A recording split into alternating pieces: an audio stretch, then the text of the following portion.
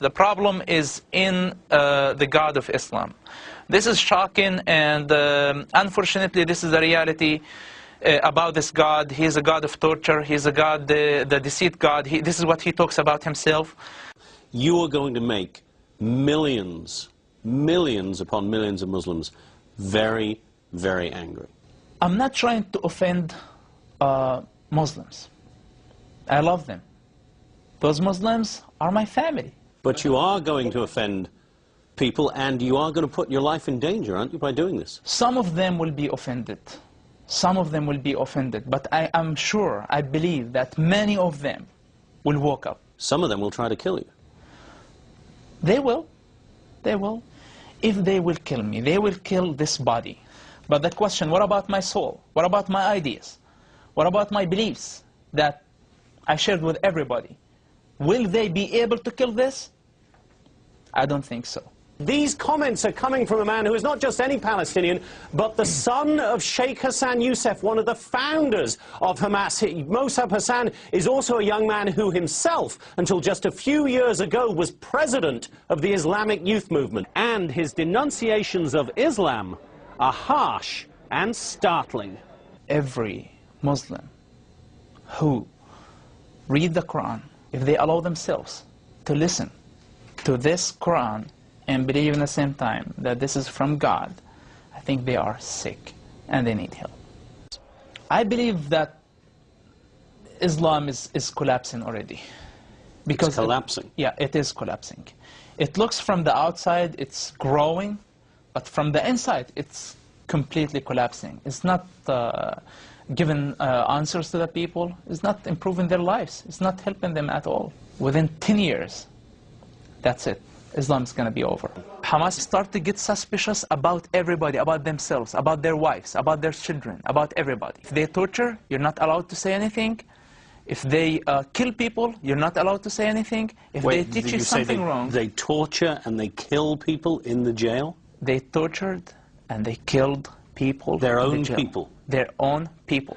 Like put needles under their fingernails. They put needles under the fingernails? Needles under their fingernails. Hamas leaders that we see them on the TVs now, okay?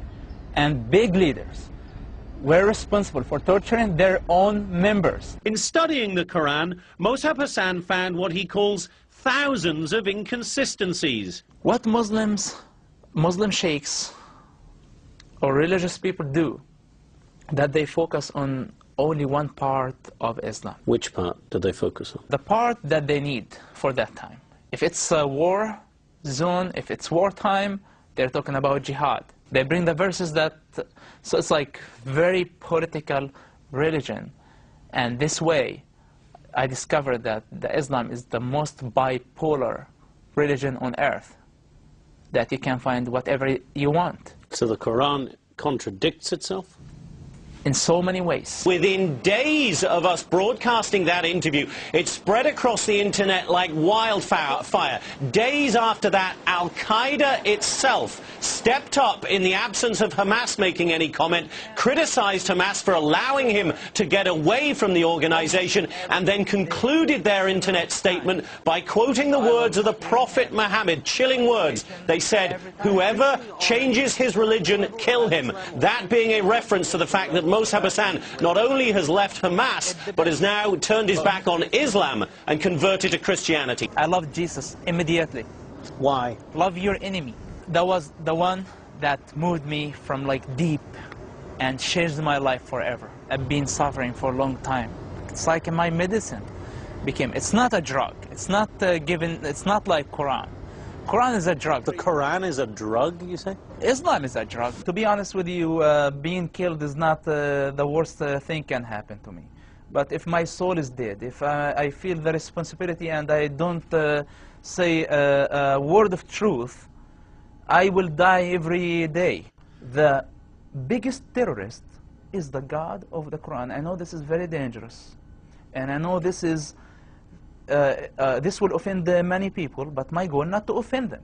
What I'm saying, that the biggest terrorist is Allah of the Quran, the God of the Quran, the God of Islam.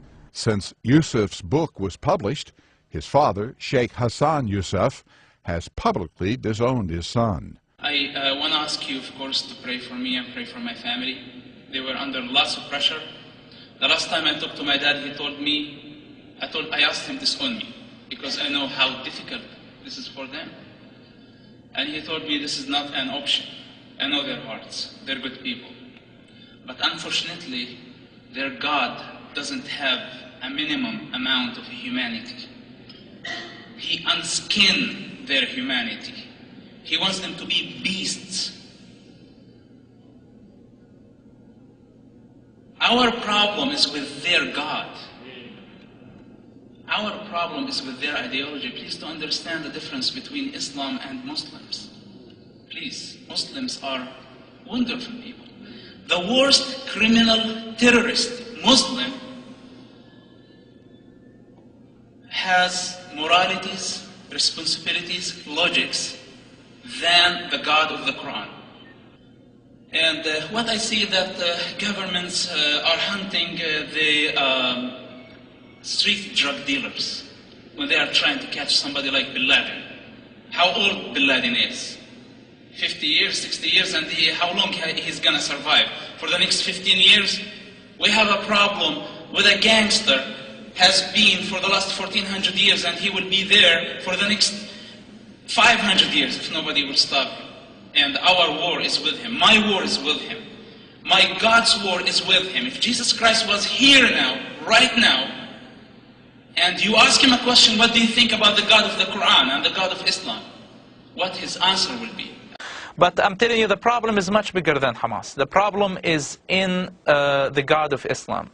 This is shocking, and unfortunately, this is the reality about this God. He's a God of torture. He's a God, the deceit God. This is what he talks about himself. Islam as a religion in general is a lie wrapped with some facts and truths, and I'm talking this with the authority of somebody who understands exactly what Islam is all about. And it's the biggest lie in history, in my opinion.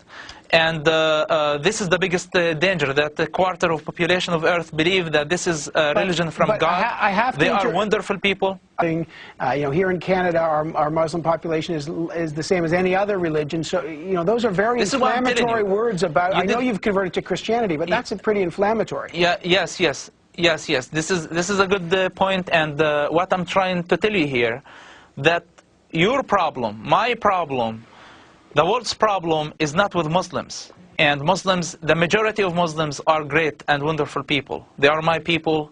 I know their pain, I know their sufferings, and I know their hearts.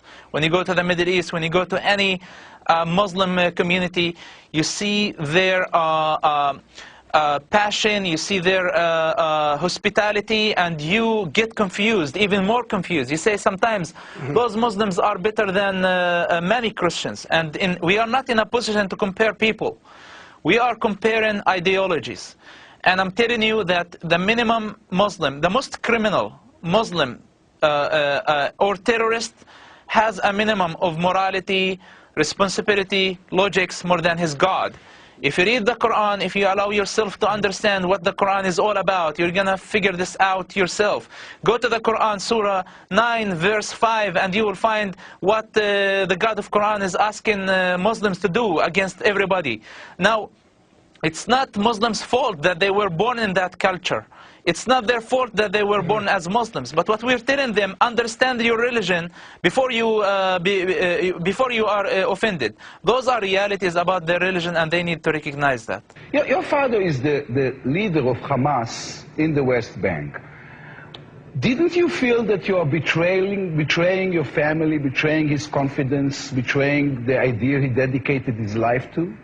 How did I betray him? By saving his life, for example? I'm not doing him a favor. This is my dad. I know I rather to die and he doesn't get hurt. I look like a traitor because I am doing what my people need, not what my people want. You decided at some point to leave Islam altogether, and you converted to Christianity, right? Yes, I converted to Christianity. I am a Jesus Christ follower, and let me tell you something. I am not a pro-Israeli and I'm not very fascinated by the work of the Israeli government of killing Gaza children or assassinating leaders and even terrorist leaders. It's very obvious that they're going to try and kill you till the rest of your days, and still here you are in Israeli television without disguise, without fear, and I ask myself whether this is courage or total craziness. Look, you are afraid when you do something wrong. When you don't do something wrong, when you believe in what you're doing, you're not afraid. Mosab Youssef, in behalf of myself and many, many Israelis, thank you very much, and thank you for this interview. Thank you. Mosab is well aware that by speaking out, he could effectively be signing his own death warrant. But he shows no fear. They gotta kill my ideas first, which is like, that's it. They're already out. So how are they gonna kill my idea?